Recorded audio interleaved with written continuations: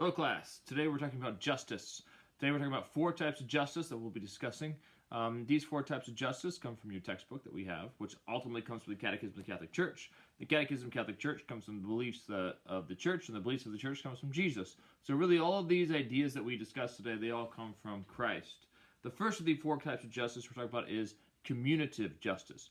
Commutative is justice from one individual to another individual.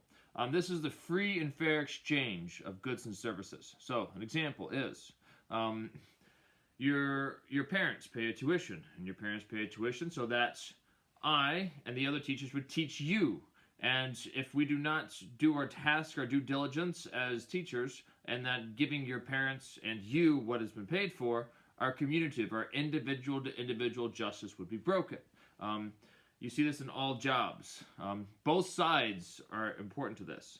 The employee says, I will work this many hours, and the employer says, I will pay you this much. And both sides agree that it is a fair and equitable exchange, and commutative justice exists.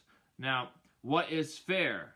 What is right is often the term of debate, but commutative justice is that both sides treat each other right.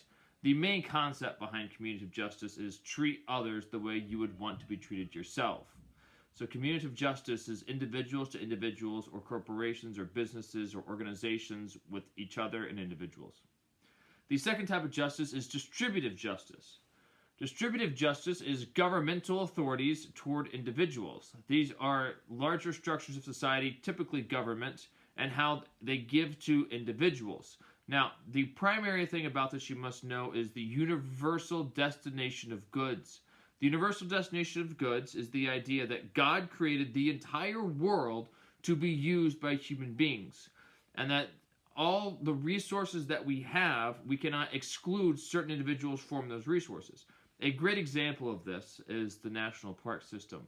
The national parks, why were they created? Because they were these beautiful, amazing, natural wonders created by God, and our government wisely decided that these wonders should be enjoyed by everyone, not just a few select individuals.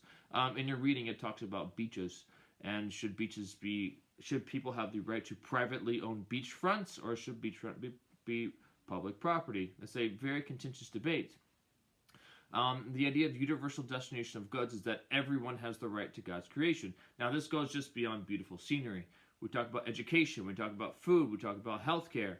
The idea is that human beings have the right to what God has given us, and certain groups should not be excluded, especially if they're poor.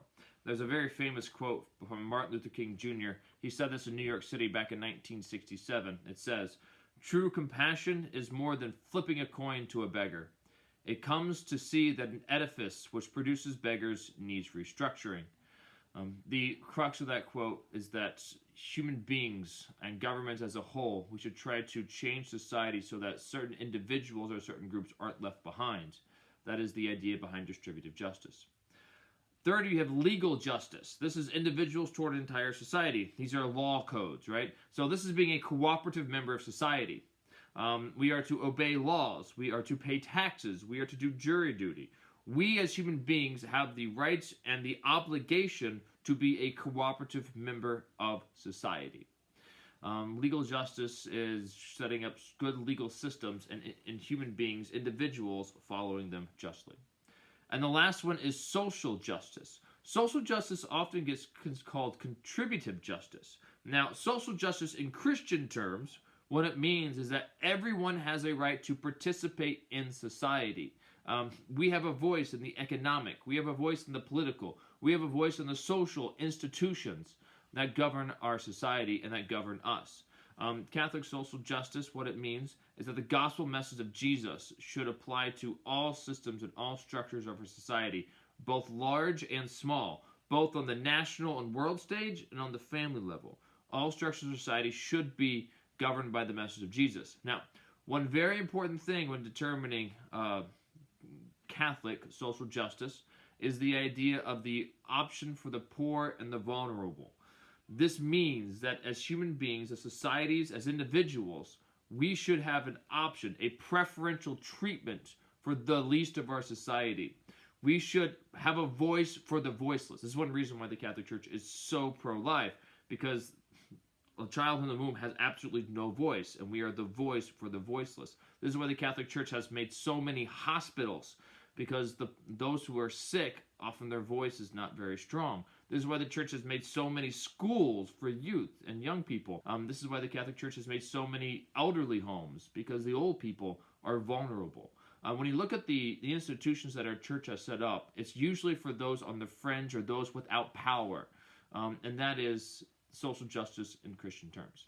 Let's find a real-life example of these four types of justice. The first is distributive justice, and we're going to look at Archbishop Oscar Romero. With distributive justice, he saw an injustice of the governmental authorities toward the poor and the weakest in society. Remember when he met with the president, and at the end of the conversation he called the president a liar? He was trying to get the president and the government as a whole to stop persecuting the poor.